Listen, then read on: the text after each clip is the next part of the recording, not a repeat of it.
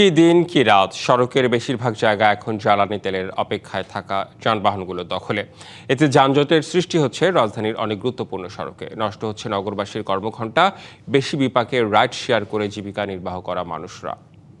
আমাদের আমাদের পেট বাঁচান, কারণ আমরা তো আর পুঁজিবাদী না ভাই। দৈনিক আমাদের আসতে হয়।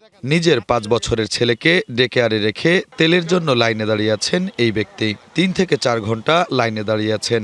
অনেকটা ক্ষোভ নিয়ে জানালেন, এভাবে চলতে থাকলে কঠিন হবে সংসার চালানো। 5 মাসে রেখে গেছে, এখন 5 বছর ডেকে আরে রাখি। এই সারাদিন গাড়ি চালায় যাই, যা ভাত টাত পাক করে ছেলেটারে আনি, আইনা ঘুমাই আবার সকালবেলা বের হয়ে যাই। এখন এই যে 2 দিন ধরে তেলে নিতে পারি না।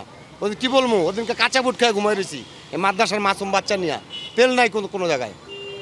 এখন তারেক ভাইয়ের কাছে একটা আকুল আবেদন যে আমাদের বাইকারের জন্য একটা কিছু করেন।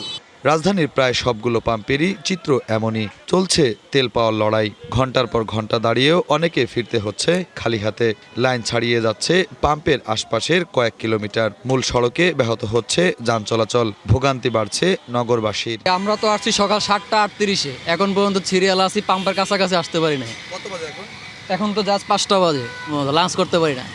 সকাল 10টা বাজে মোতালা প্লাজার পিছন থেকে সিরিয়াল দিছি, ওই হাতিফুল দিয়ে কাটাবন্দি ঘুরে এই পর্যন্ত আসতে আমার 4:02 বেজে গেছে। আর এখান থেকে যাইতে তেলের পাম্পে মিনিমাম আরও 3 ঘন্টা সময় লাগবে। এই তো 5.5 ঘন্টা। খাওয়া দাওয়া হয়েছে দুপুরে? হালকা পাতলা বিস্কিট খাইছি। 200-র বেশি সার্ভিস ও ফিচারে লেনদেনের সব বিকাশ অ্যাপে সম্ভব। তেল সংকটে সবচেয়ে বেশি ভোগান্তিতে রাইড শেয়ার করা চালকরা। দিনের বেশিরভাগ সময় কাটছে তেলের লাইনে। এতে টান পড়ছে জীবিকায়। না, আমি দেখিনি তেল সংকটের আগে। জাতির সামনে এটা উন্মুক্ত করা উচিত যে কী কারণে কোথায় তেলটা সংকট, এটা আমরা পুরা ক্লিয়ার জানতে চাই সরকারের কাছ থেকে। এই ক্রাইসিস কবে যাবে ভাই? আমরা তো বুঝতেছি না। সরকার তো খালি কয় যে তেল আছে, কিন্তু আমরা তো ফিল্ডই পাচ্ছি না। তেল আপনার জীবন দশা এরকম চিত্র দেখেছেন আগে? না, কখনো দেখি নাই। এদিকে মেঘনা ফিলিং স্টেশন কর্তৃপক্ষ জানায়, ডিপুতে পর্যাপ্ত তেল রয়েছে। তবে সংকটের আশঙ্কায় অনেকেই অতিরিক্ত মজুত করছেন, যার প্রভাব পড়ছে সরবরাহে। আমাদের ডিপুগুলোতে যথেষ্ট পরিমাণে তেল আছে। গাড়ির এবং বাইকের ট্যাঙ্কগুলো ফুল করে নিয়ে বাসায় বিভিন্ন জায়গায় রিজার্ভ করে।